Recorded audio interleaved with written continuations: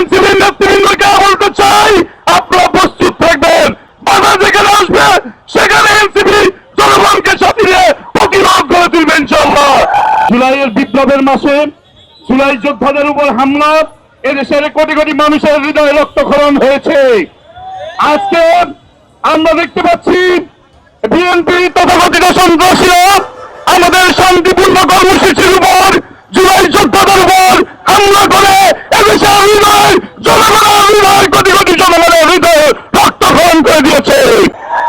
আমরা দায়িত্বহীন ভাষায় বলতে চাই, বিএনপি তো আবার জুলাই সনদ মানে না, জুলাই মাস মানে না, কিন্তু তাদের বুঝতে হবে তারা কিভাবে রাষ্ট্রীয় ক্ষমতায় এসেছে।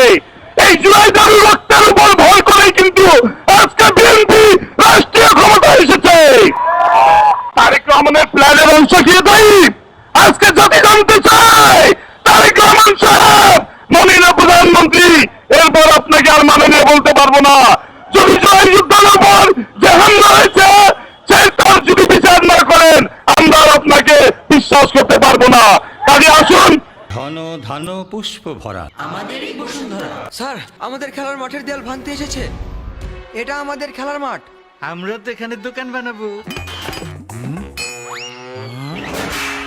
কেমন দেয়াল? দেশের 1 নম্বর সিমেন্ট বসুন্ধরা সিমেন্টই তৈরি। দেশের 1 নম্বর সিমেন্ট বসুন্ধরা সিমেন্ট, প্রজন্মের বন্ধন। আমরা দায়িত্বহীন ভাষায় বলতে চাই, গতকাল আমরা বলেছিলাম 24 ঘন্টার সময় দিয়েছি, কিন্তু তথাকথিত সন্ত্রাসীদের গ্রেপ্তার করা হয়নি, বরঞ্চ সিলেটে আজকে আবার হামলা করা হয়েছে।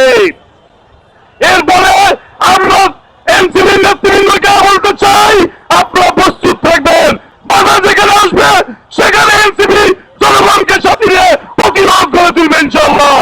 সবাইকে আগামী দিনের কর্মসূচিতে থাকার উদাত্ত আহ্বান জানিয়ে আমি আমার বক্তব্য শেষ করছি।